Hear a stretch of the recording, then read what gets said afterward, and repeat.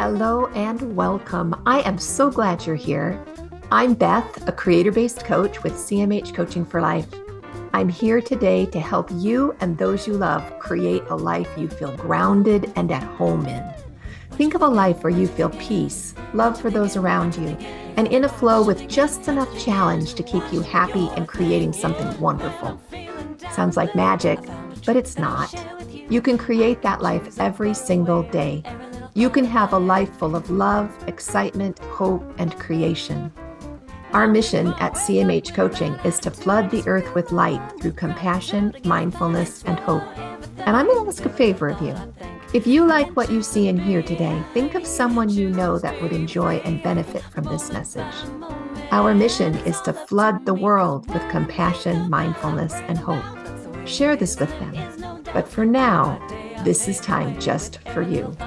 So settle into whatever you're doing and enjoy this time with the girls, where we create that one awesome, amazing, perfect life every one of us is seeking. What you thinking? What you thinking? What you thinking? What you thinking? You gotta watch your thinking. What you thinking? What you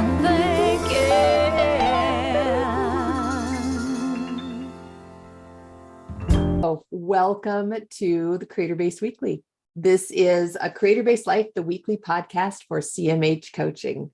And we empower women of faith to create lives they love, the lives they have always wanted. I'm here with Jaycine, a business coach, a mom, a grandma, and an avid runner, and Jennifer DeRoos, a coach, a can grow anything gardener, and a hypnotherapist. Don't roll your eyes. I know you garden really well. And I'm Beth. A lot of things, but Lots of practice too.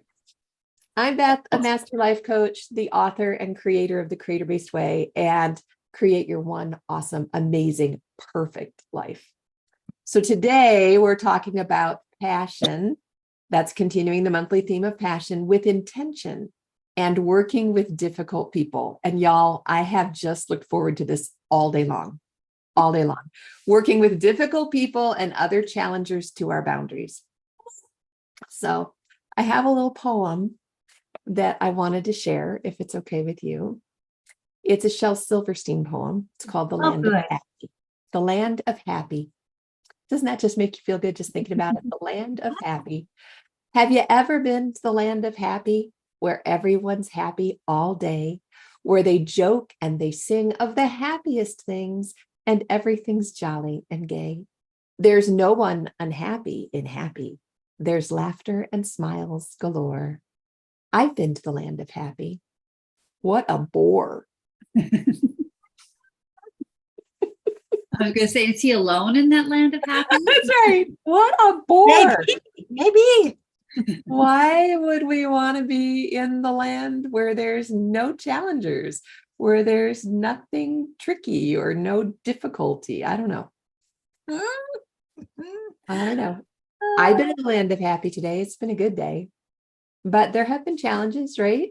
That's the way it's supposed to be. So, did you guys bring any stories about working with difficult people? Which one do you want? Jaycine, I know you work with people all day long. So let's just talk about some of the people in our world that have been difficult and some ways that we worked with them, especially if they're creator-based ways, right? But we all just know life is not boring when you work with difficult people. It's just not. So share, Jaycine, just share. Oh, okay. Unburden. Regale me with your stories. All right. So we had a wonderful wedding weekend for my nephew this weekend. And I had the awesome, challenging time of being in charge of my mom, my aging mom. Yes, because you texted me and said you were headed for the water park and you were going to see how that went. How did that go? The water park was wonderful. So that was a really great day. My 81-year-old mother, we got her down a water slide. Well, she wanted to go on the big ones. And I'm like, those are 8 flights of stairs, Mom. And I'm pretty sure. I really love your hips. So maybe we try something shorter. Yeah. Yeah, so we tried one where it was just one flight of stairs and so anyway, she was so proud of herself and went on the lazy river, and it was a good day. For the most part. Yeah. Right. For most of the part. Right. Um, You wouldn't want it to be boring. no. So my tyrannical talker mother. You have a tyrannical talker in your life. All right. I do. She was this weekend. And being able to remove myself yesterday and today has been super helpful to be able to go back and review what was going on. And she is a caregiver for her husband who is on dialysis, and so that really is her life. Wow. And And that can be really challenging. it's Caretaking in general, but caretaking with dialysis is intense. yes. And so most of her talking was all about feeding, what he's eating for dinner, and everything was about that, just her daily routine and mundane thing. And then constantly, I'm breathing. Come on, spit it out. Take a deep breath. Constantly. Being the backseat driver. So we had multiple events going on, and that is like fingernails on a chalkboard for me. Like, especially since we have maps these days that tell us, when we're going to turn. And then she would say it right after maps said it. And, oh, you need, and, oh, there's a stop sign. And, oh, there's this. And you need to, and I'm just like, so by day 3, I was not so nice. Yeah. Not so cheerful anymore, huh? Last nerve time. Yeah. So I tried to handle it well. From day 1, it was already an irritant and it just kept getting worse and worse. So trying to go back in the creator-based way and look at, okay, why am I? Yeah. Asking questions. What is it that's triggering this? Why am I feeling this at this point in time? Why am I so angry with her? Why am I so frustrated? So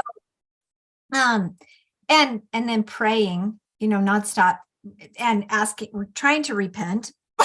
And then the repent, it goes, I'm really sorry for that last thought. Please, will you give me some grace to be able to see this differently? And then I'm really sorry for that next thought, but please, will you give me some grace to see this differently? Yes. Right. The very next minute. It was the very next thought. Yeah. Because again, when you're with somebody that's continually doing something and you've asked them to please respect my boundaries, respect this, respect that, and it continues on, that I had a lot of time to practice, let me tell you. Yeah. Well, and if you weren't in the car and had a moment to remove yourself from the situation, I'll bet that would have really helped, just to be able to take a couple of deep breaths away from things. Yeah. And I think too, guys, again, it was a family situation. We're all staying in this house. I had given my bedroom to my niece and nephew, that they had a new baby. Like, I'll take the couch. Really, I'm one person.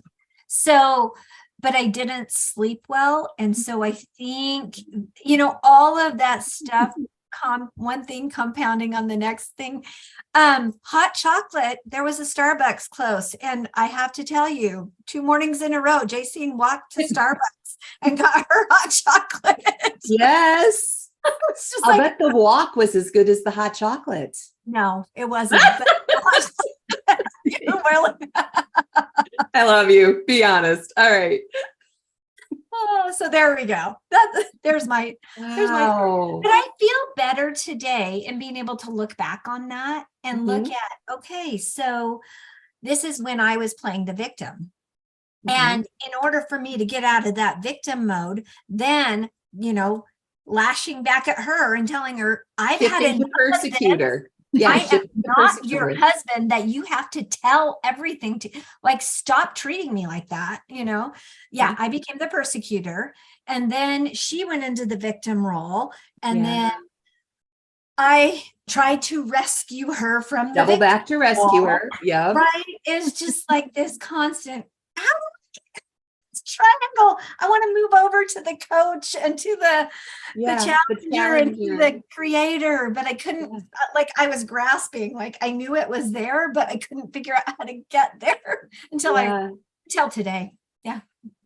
And so what'd you figure out about today? How could you have been in creator or challenger or coach? Respecting my own boundaries, and like you said, removing myself and saying, hey, I just need a timeout. This is really hard for me. And being able to say it respectfully instead of the emotion. Yeah. Being able to say it considerably sooner. Yes. When you're being in. And the other thing that I've learned is giving up my bedroom is never to anybody's advantage. No, it just isn't. I don't sleep well, which means the morning starts off wrong, which means the walk to go get the hot chocolate, which just sets the tone for the day.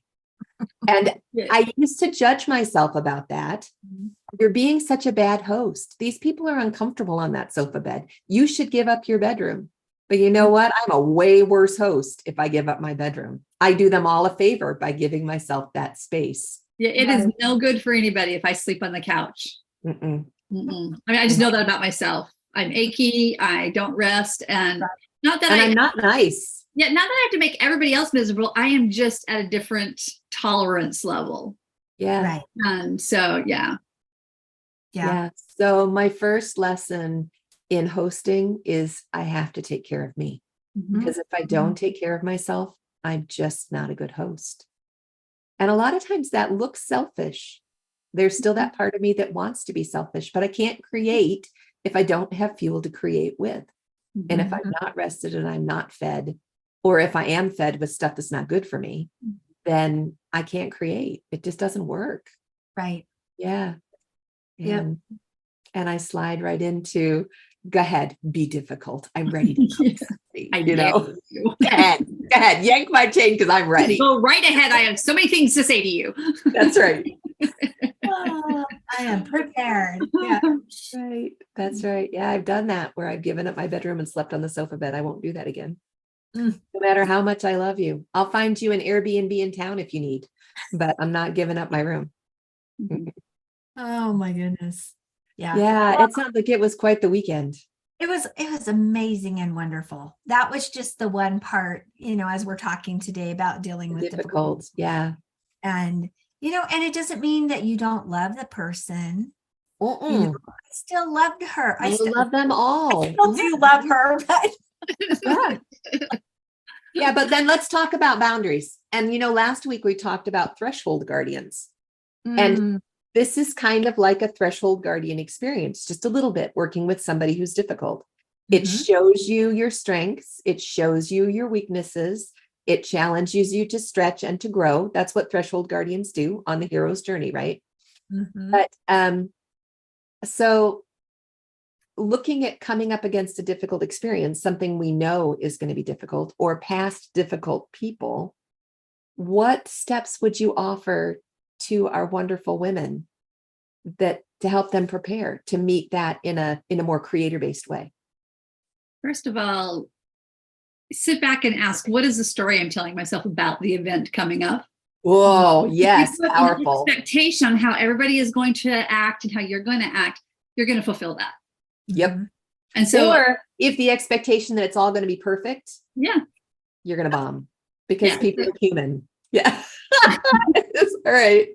So what I do, because I've had to step into some pretty difficult family situations, and with that and with boundaries, and I've just had to be like, okay, we know it's going to go sideways at some point, because that's just who people are. That's what we are as human beings. It's who we are.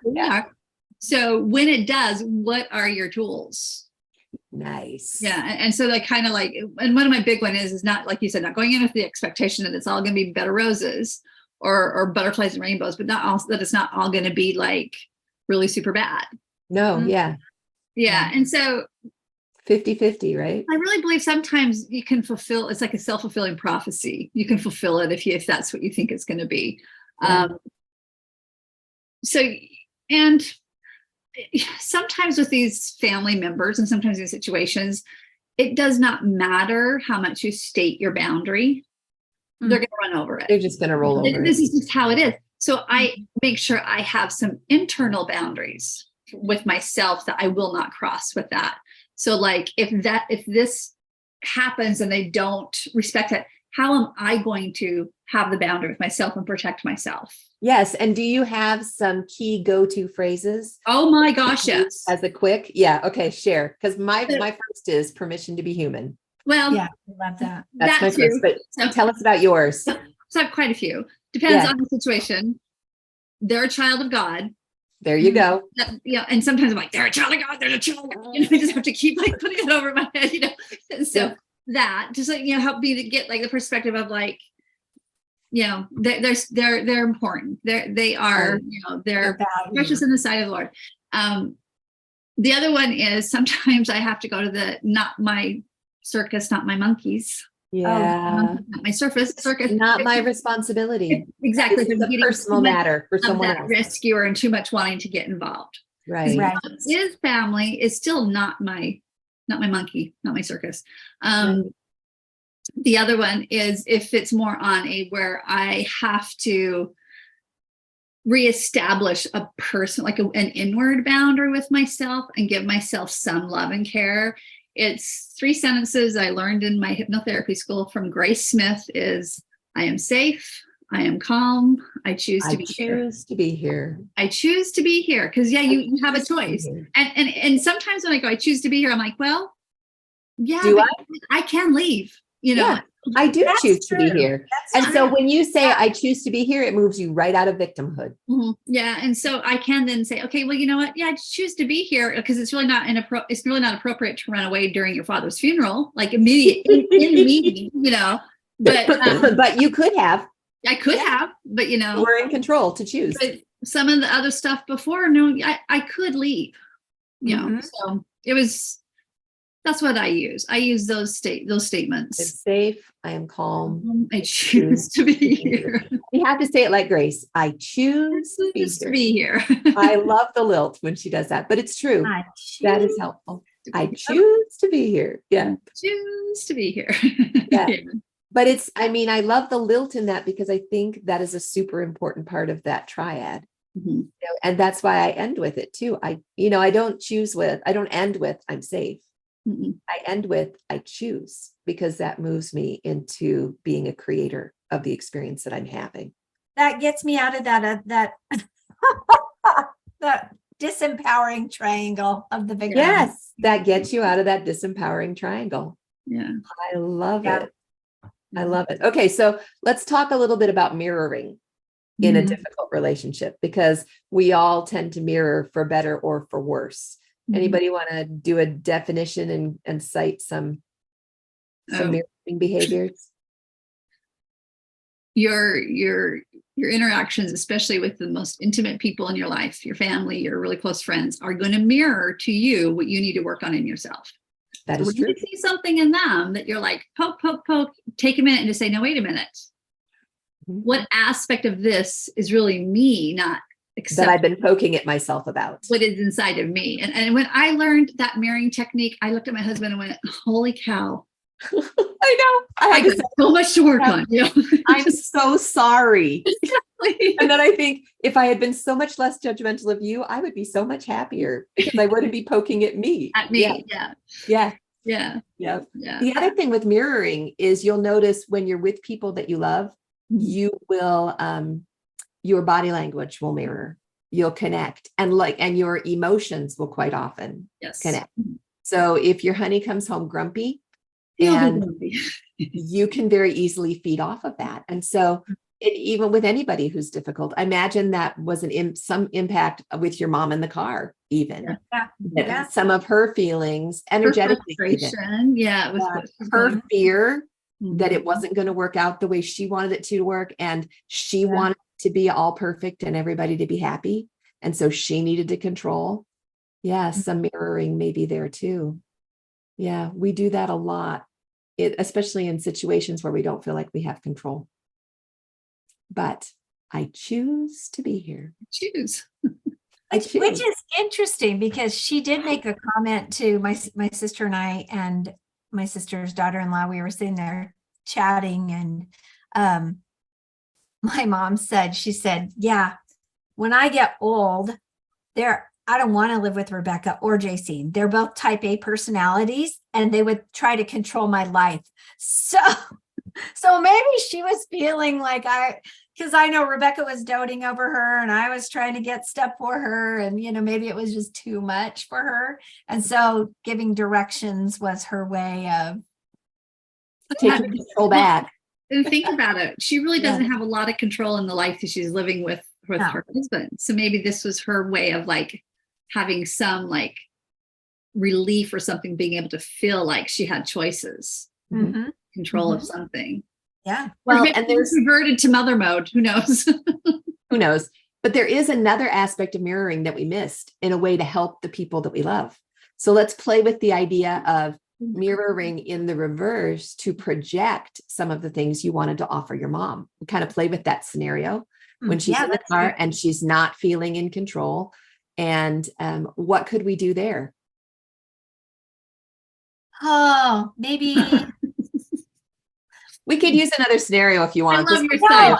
No, let's work on it. It's just so timely, It really, it usually is. Like, guys, that's the gift. You guys have an open book to Jaycine's life. But think about if we were in a situation where we had a backseat driver that was driving us crazy because they felt out of control, and we used some of the tools, like Jenn said, she brings tools into her situation when she knows. We had maybe a little bit of preparation there in bringing some of our tools in, and we started to use those tools quietly to ourselves. That shift the energy to be able to allow our passenger in the backseat who is trying to drive to feel differently. Mom, do you choose to be here? If you do, because if you don't, I'm putting you out the door. Maybe you didn't feel safe. Mom, are you safe right now? Are you safe, Mom? You feeling safe? You feeling out of control? Do you feel calm? Sorry. No. I totally get you. I do know that sometimes, like, because I don't know about you, if you guys know this about me, but I spent years working with that population as a recreational therapist. Oh, I did that. Yes. So a lot of times when they get to be, when it's like we go through a second childhood when we age out. Yes, we do. And so sometimes we're pubescent in menopause and we just keep aging out. And then we become like, we go through a little second childhood. And so I started to understand the residents that I worked with when I started to look at it through that lens.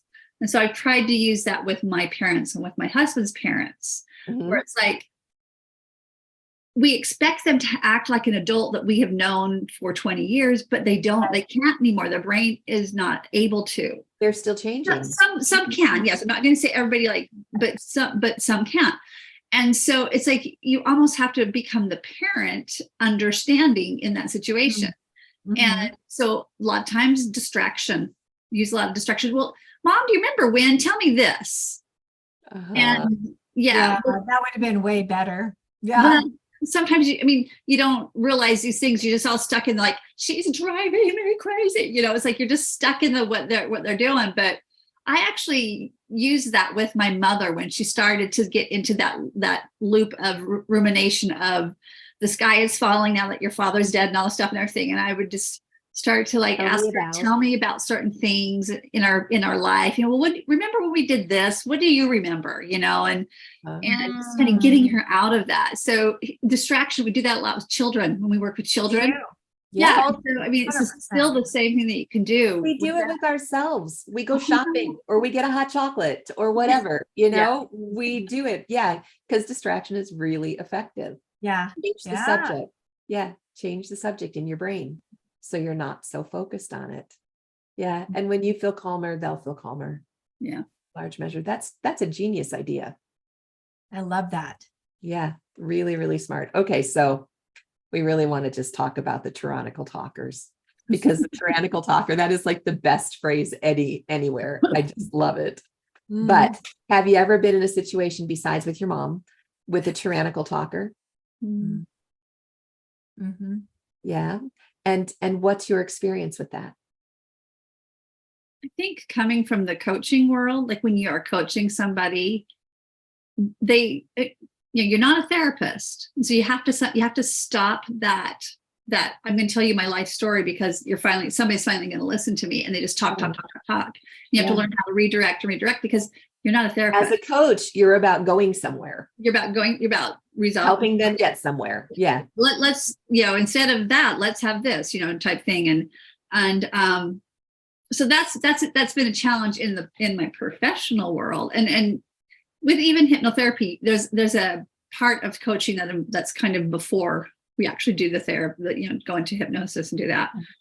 And yeah, sometimes it's just, you're just sitting there trying to not show on your face what you're thinking as you're trying to keep getting them to redirect or whatever. But yeah, that's been a challenge for me. Mm-hmm. So have you found it helpful just to sit and listen and let them talk themselves out? To a degree, because you do have to have them talk so you understand, what are we going to work on type thing. But when you find out exactly what they want to work on, and they start to go down a different, like explaining it more and more and more, and I actually the circle. We start the story all over again. Mm-hmm. I was actually taught this by one of the workshops I was in. Was she just goes, okay, that's great. And she goes, that's where we need to go. That's where, and this is like a subliminal, or not really subliminal. That. It's the stop sign. Yes. It's body language. It's just like, that's wonderful. Yeah. But not very, she doesn't do it authoritative. She's like, oh yeah, let's do that. Oh yeah. And so just, it's really natural for her. Like, let's stop right there and think about that. Because if you do it like that, okay. Then it's affirming, it's validating. Yeah, exactly. That's how she does it. And so, but yet it stops them to where you're like, this is where we're going to work, and we're going to keep going. And she does talk about, like, but if you get someone that's like you said, the tyrannical that keeps going and going and going, you may have to say something to them. Yes. Well, and for those of us who want to have boundaries around a tyrannical talker, maybe a family member who is tyrannical, or someone we work with on a daily basis that's tyrannical, you can shift the way you think about it. This came from Dr. Gibson again. She makes the suggestion of thinking, oh, here's my opportunity to practice being forthright and almost rude. I love that. Right. Yes. And almost rude. Yeah. Almost rude. I'm not going to be mean to you, but I'm going to practice with my boundaries.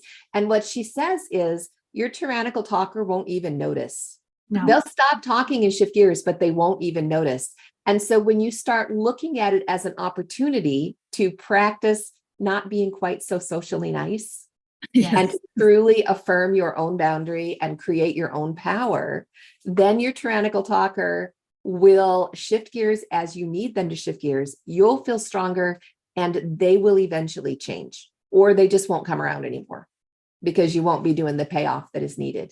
But I love the idea of looking at that situation as an opportunity to practice. Yeah. Here's a chance for me to practice my boundary. It almost makes it a little bit of a game.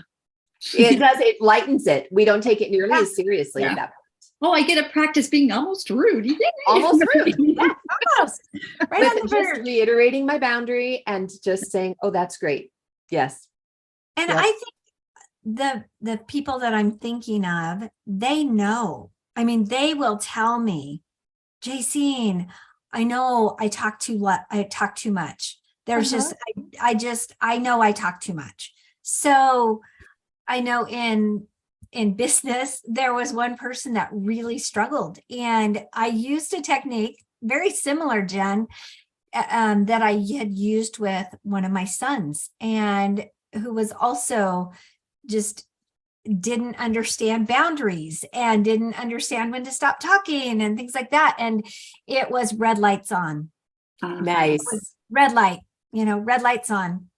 Mhm. And just getting permission, especially if somebody admits that to you at the beginning or even in the middle or whatever, hey, can I have permission to stop you by using this sign or just saying red light or one sec. Just yeah. one sec. I've used that a lot. One sec. Yeah. Yes. And just getting their permission, because most of the time they understand that that is what they do. Yeah. We're good people. We get it. They're not going to be overtly offended most of the time. Most of the Okay. time. So I have a question here. Mhm. That's if we're like in their area or we're looking like this. What if you're on the phone? What would we do if we're on the phone? When I'm in that situation on the phone as a coach, I The say, connection got lost. I don't know. no, I just up. say, excuse me when we're on the phone. Oh, you say excuse me. If I'm on the phone with a tyrannical talker, I'll just excuse me. Excuse me. Sometimes I have to say it 3 times. Excuse me. Excuse me. But you keep it light. Do you do that with do you have a friend, family member, or is that strictly clients? I have both. And so excuse me. it's given me a lot of, honestly, when I read the idea about this gives me a chance to practice my boundaries, and this gives me a chance to almost be rude. I'm like, oh my gosh, it took me years to figure that out on my own. That is a valuable tool, because by nature, I want to be nice and I want everybody to be happy. But if I want everybody to be happy, I am not happy. And if I'm not happy, everybody around me is not happy. It just doesn't work.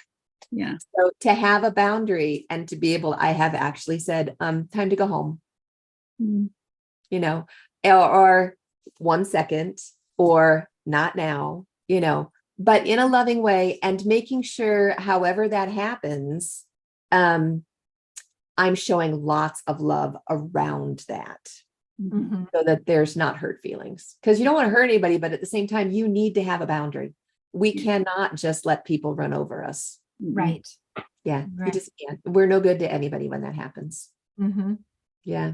On the phone, excuse me, works really well. Excuse me. About the third excuse me, they're going to stop. Excuse me.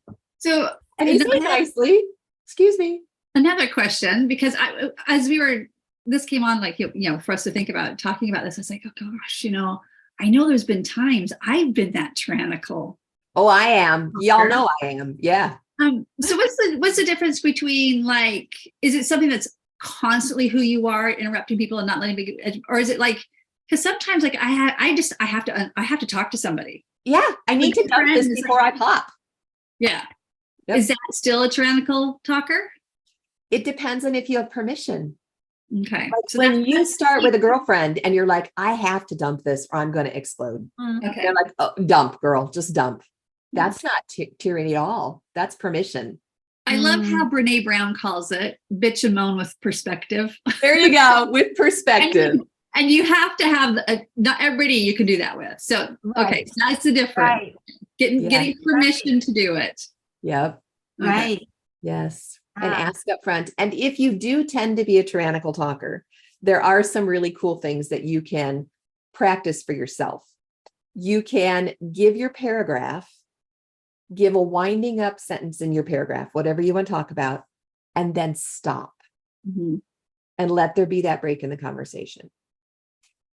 You can also just make sure that after your paragraph, you ask 2 questions.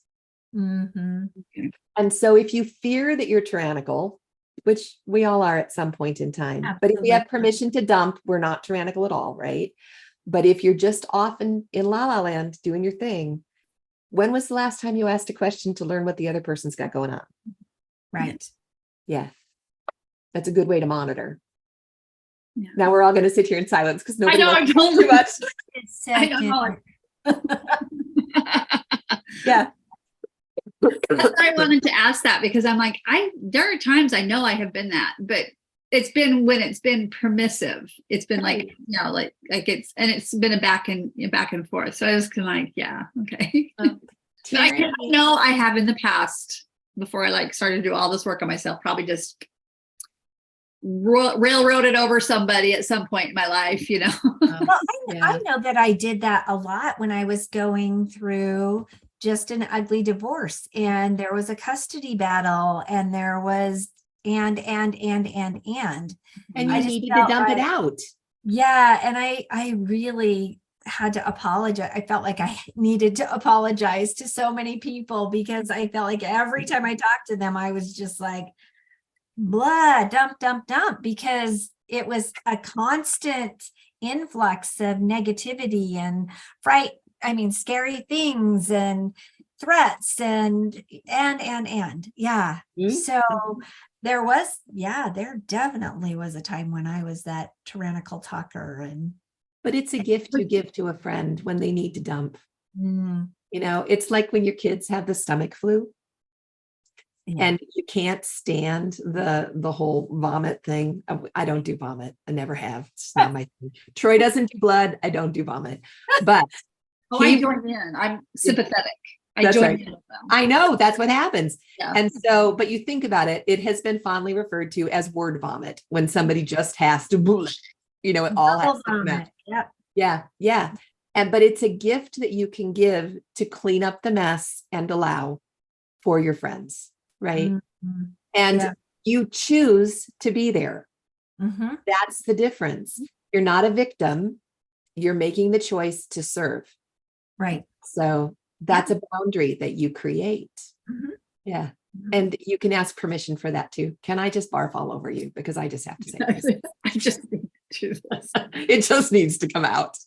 And I have friends that I can do that with and just call and go, I just have to say this. Can I just have 10 minutes? Here it comes. You know? Yeah. Yeah. That's an important part of a relationship. We're not designed to live alone. We're designed to live in community as creators who support one another. And that's really important. Even the difficult people, they teach us and they give us opportunity to practice. Well, and as you're talking about this, I'm thinking about some of those tyrannical talkers that I've, come into my life, and they're usually in a state of crisis. Yeah. Or a state of overwhelm, or like something big is going on in their life. Right. Mm-hmm. So I'm like, this is interesting because I'm like, well, maybe that gives me the opportunity to be a little bit more mindful of them and loving towards them. Yeah, compassion. And as you create that compassionate feeling within yourself, you'll mirror that for them. And that will really help them as well. So not only will they get it out, but they'll feel better about themselves because they'll mirror that. Yeah. Okay. So we're out of time, but we could talk about this for hours and hours and hours. So maybe next week we'll talk a little bit more about it, but let's think about this week as we're going through the week. How is this difficult person acting as a challenger for me? Yes. So when we're looking at the triangle and we've got victim and rescuer and persecutor, and we want to flip it, we've got the creator and the challenger and the coach. So when we're in a situation where we're feeling tried, instead of, this is just a weekly challenge, instead of shifting to, oh, poor me. Oh, I just love that. Oh, poor me. And enter into your route with the pity party, that neural pathway that's so beautifully well worn, right, Jen? Instead of that, just ask the question, try this just for the first question. You don't even have to follow it through if you don't want to follow it through, if you'd rather have your pity party. But ask the question, how is this acting as a challenger for me? So other experiences that might be like a difficult person, anxiety, impatience, procrastination, lots of emotional things can also be difficult, like a difficult person. But if we ask ourselves first, how is this acting like a challenger for me? It, at least for me, takes me back to those three beautiful phrases that Jen used. I am safe. I am calm. I choose to be here. Yeah. So let's talk about what's coming up this week, because we got big things coming. It's only a month until our big event, our annual event. But for this week, tomorrow we have Coach and Clear. And if y'all haven't been to Coach and Clear, you just need to try it. Just try it. It's cmhcoaching.com/coach. And you can get a 30-day free trial and just try it for the month of August and the beginning of September and see what you think. It is an amazing experience. Jen, what are your experiences with Coach and Clear? Oh, well, for me, from being like the coach and the facility, all that stuff like that, this gives me the opportunity to actually get work done for myself. So yes, come and be served with the women that's who are a huge there. gift and blessing for me. But there's been so many different like aspects of it that what is brought out in the group applies to my life somehow. And I can get some insight and I can get some release and feel better. I mean, physically and emotionally, mentally, just feel better. And it sets my week. I like that it's Tuesday because I come off of the high on Sunday, had the Monday, and now I've got the Tuesday, and I'm like, whew, I can do the rest of the week. I can keep going. Keep going. But it's I don't know. I love learning about things. And so when I learn something about myself that I can either, improve on or just, glad I don't have to deal with that anymore. It's something that's unburdening and lightening. I'm getting rid of some emotional garbage and baggage. Yeah. Always makes me feel better. So I don't know. I've had just really good experiences with it. Thanks. Beth is very talented and gifted. You're very kind. But really what's fun is with that group, I always walk away feeling better too, because it's a group of like-minded women filled with faith who are there to support one another. And it's 100% confidential. So if you need some place to and dump, you have a place. Right. It's do it on Facebook Live, guys. No, don't do it on Facebook Live. But you come to Coaching Clear. Confidential is a very private space. So that's coming up tomorrow. But then Wednesday we have book club. Jaycine, you want to tell us about book club? Yeah, book club. We are learning about Dr. Schwartz's IFS, Internal Family Systems. No Bad Parts is the name of the book. If you join the 50/50 Girl page, again, go to cmhcoaching.com, join the 50/50 Girl page. You will find the link there to join us on Wednesdays, and it's every single week, which it's very consistent, and we just talk about what we're learning in those chapters. So, and once again, it's a group of like-minded women of faith. So it's wonderful. Wonderful. Yeah, it was really good. And then we just had our amazing jumpstart. Jenn, I had somebody call me just this morning and like, where is that recording? I want to watch that recording again about how to deal with pain and discomfort. So thank you again for that. And then we have another one coming up the 2nd of September, right? Mm-hmm. Just a few weeks. And you want to tell us about that? It's going to be about anxiety and tools to use for anxiety. And honestly, some of them are going to be almost like that jumpstart because you can apply those to anxiety. But we're going to working with uncertainty. And uncertainty, taking the energy out of that too. Yeah, it's going to be good. So that's the 2nd of September. But then the big kahuna.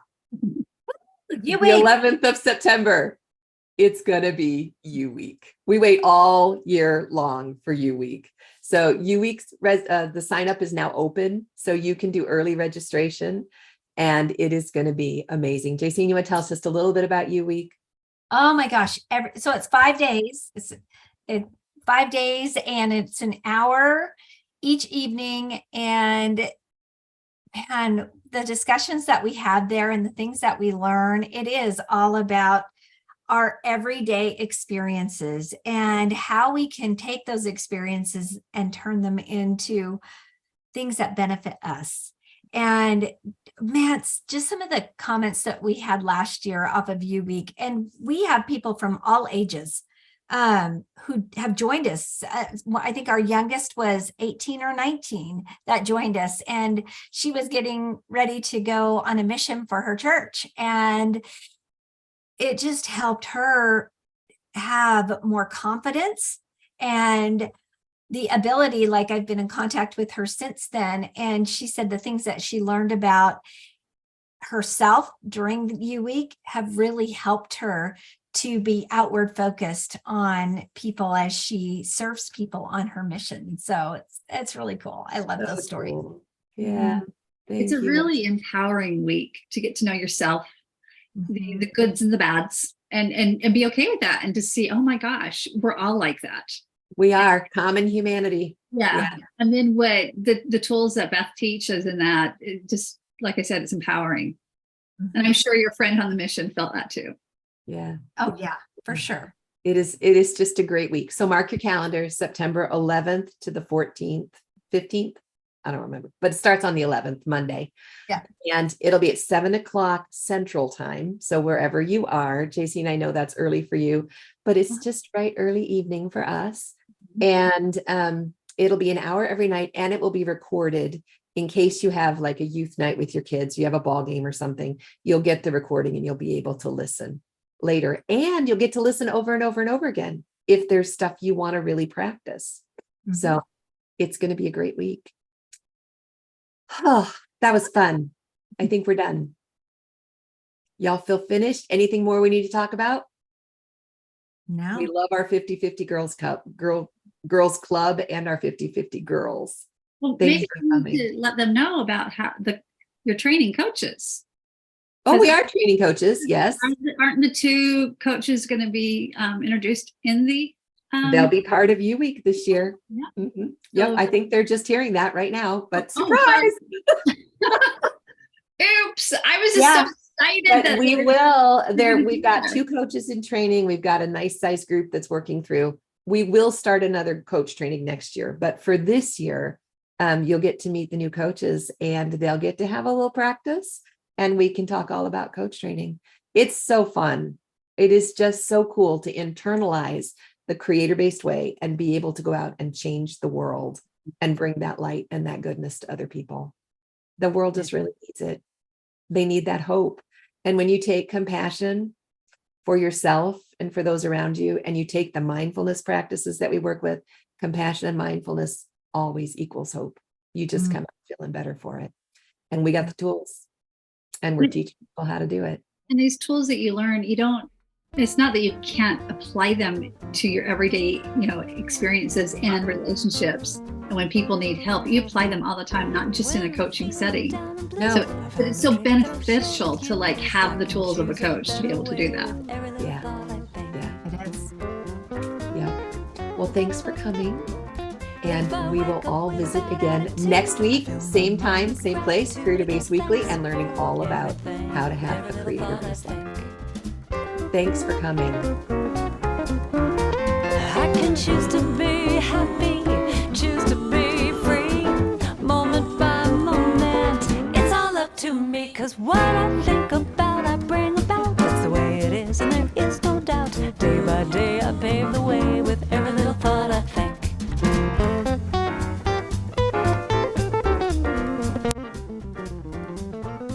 Hey, thanks for joining us today in A Creator-Based Life. I hope you felt that compassion, mindfulness, and hope you came seeking today. You can find more of it at cmhcoaching.com or on Linktree/cmhcoaching. Of course, any social media outlet, we're there too. Because you felt the benefit and light in this message, please invite those you care deeply about to join us. Help us to create a ripple effect across the globe of compassion, mindfulness, and hope. Then we can create a creator-based life together. Have a great week, y'all. We'll talk to you soon. I can choose to be happy, choose to be free, moment by moment. It's all up to me, 'cause what I think